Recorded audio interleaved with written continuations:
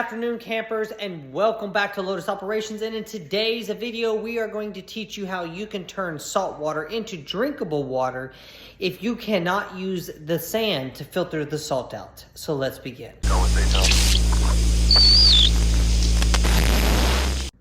Okay guys, welcome back to Lotus Operations, and as I mentioned, we are going to be taking some salt water and turning it into drinkable water, but we're only going to be using a fire and a t-shirt. In this video, I'm going to teach you how you can take the salt water and turn it into drinkable water just by boiling the water and collecting the vapor, as I would basically, to turn it into drinkable water in case you are not able to filter the salt out by other means necessary. Now, I will be using a simulation purpose for this video because of the fact I do not live next to a beach, so I'm not able to gather salt water currently at the moment. So I will create my own salt water for this video. So let's begin so you can learn how you can turn salt water into drinkable water to use. Hello campers, and welcome back to Lotus Operations. And sorry that I got my shirt off, but it's freaking damn muggy as hell out here. So I am going to be using chains to go around my pot, as you can see over here. And we are going to be creating a basically system to be able to hold this pot above a fire, because I want to use a real fire in this situation to be able to actually cook the salt water how it needs to be cooked, and to be able to show you how it's properly done without trying to modify it over the stove, and be able to like make it, have it where it fills and stuff like that. So we're gonna get this thing wrapped around, and then I'm gonna show you exactly what it looks like. So here we go.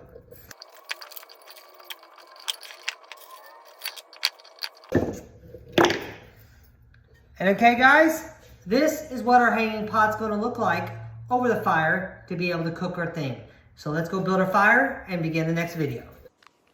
Okay guys, so since I do not have access to a beach because I don't live anywhere close by, and I'm not planning on going anytime soon, I'm creating my own salt water. So we're going to be adding salt into this to make it really salty, to simulate the ocean, to where we're not going to be able to drink this. And then we are going to put water into this so we can create our own salt water. So this is how we're simulating the ocean. We're going to make it salty as hell, and then we're going to go to the next steps.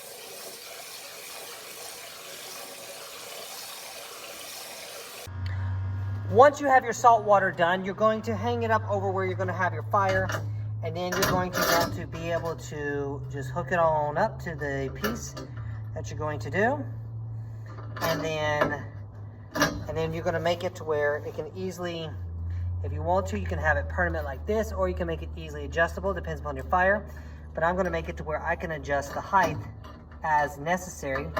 So I'm going to use my resources that I collect around me to be able to do this. So now we'll get our hole dug, build our fire, and we're going to begin boiling. Okay, so once we have our fire lit, we're going to allow the water to boil and use whatever resources around you, whether it's scrap wood, whatever you want to. And you're going to get the water boiling. Once the water gets boiling, you're going to get multiple layers of t-shirts or rags or whatever you have to be able to collect the steam. So when the water gets boiling, we will come straight back to that. Now, as you can see, the water is beginning to boil inside there. So once it gets a little bit more, we're going to take our t-shirts and we are going to layer them on top to collect the steam that is being produced by the salt water to make that our drinkable water. Now, the only downside to doing that is it's going to be distilled water, so it is not going to be 100% healthy for your body. So therefore, you're going to need to have a lot of nutrients, whether food, vitamins, whatever you can, so the distilled water doesn't suck all the nutrients out of your body. Okay, now, since the water is boiling, we're going to lower our fire down just a little bit because we don't want to burn our shirts, because you want to use them for multiple purposes.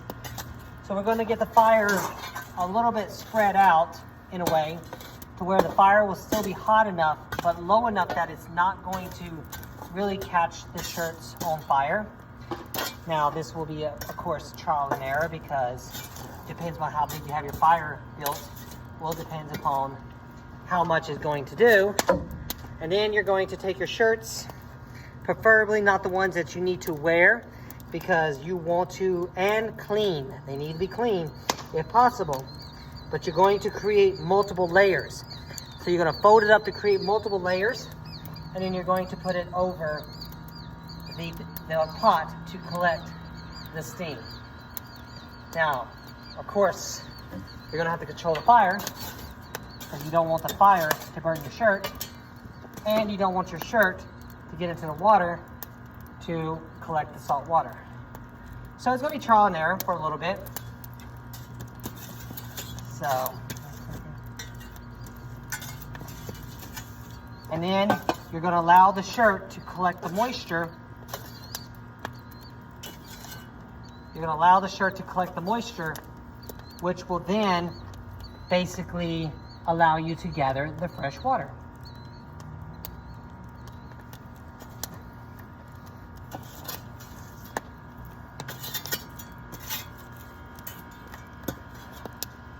Now, I may have the fire way too big for this, but we're just going to see in theory.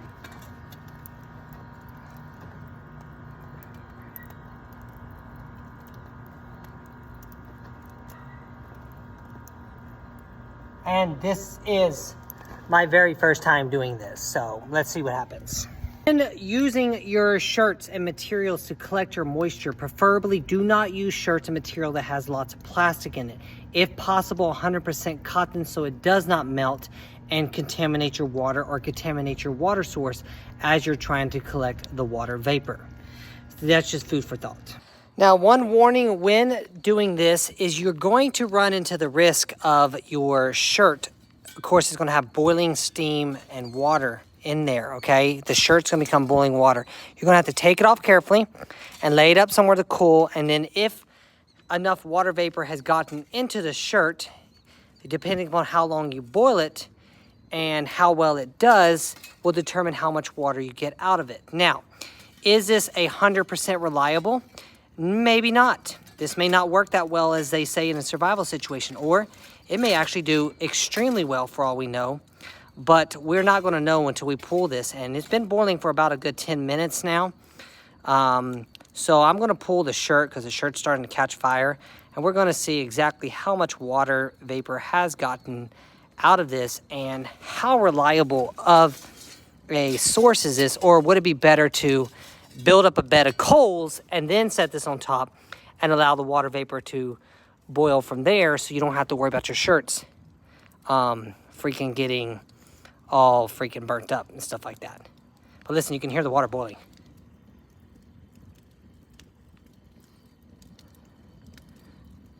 So let's see exactly how much water vapor does come after a good 10 minutes of boiling salt water. And as you can see, there's steam behind it coming up a little bit. That says the shirt catching fire. Now it looks like steam's coming up from back there. And we'll see exactly how effective this is or not. But of course, I know there's going to be better ways to boiling salt water than this method for sure.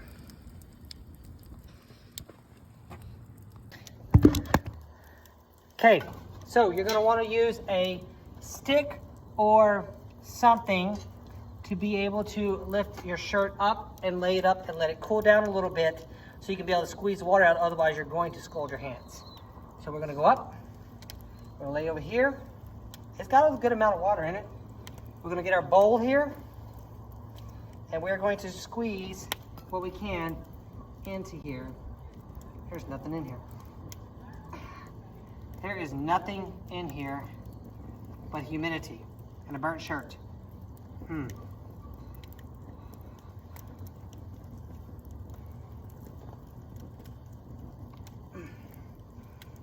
Maybe I didn't layer it enough.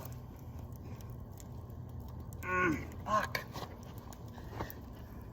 Okay, so round 2, the fire did not work after 15 minutes. It was moist, but it wasn't even wet enough to squeeze anything out. So far, this survival tip I would not use in a survival situation because it ain't producing anything but just boiling water. So far, this survival tip is a failure, but there's got to be better ways to collect steam. But it's not a failure because there's got to be a better way to collect steam, and my t-shirt's on fire. Well guys, since this video did not work and my shirt caught fire, so what I'm gonna do is I'm gonna try to come up with a different method of boiling salt water and actually making an effective method to create a distilled water. As you can see, there's a lot of steam coming up. So in theory, the shirt should have caught the steam and got concentrated like your sweat would on your body, or like a wet rag over a pot when you're boiling water. So we know that it works because when you're cooking food, you have a solid wet rag from all the steam that's coming up on the pots and stuff like that. So I know that the theory will work, but how long does the water have to boil? How long does it have to sit there? An hour? 2 hours? Is it really worth it trying to boil salt water to actually make it into drinking water? If it's your only option, I guess it's better than nothing. But for me, I would not revert to the first method unless there's a better way of doing it. So I'm going to create a better way of doing it, then I'll get back with y'all and show y'all a better method. Lotus Operations out. But guys, on another note, before I let y'all go, me burying this stuff with dirt, in which I'm going to do because I'm not going to let it burn out, it will be creating charcoal in which you can use unburnt fuel like this stuff. And this here, if you bury it with dirt and allow it to smolder out to create your water filters.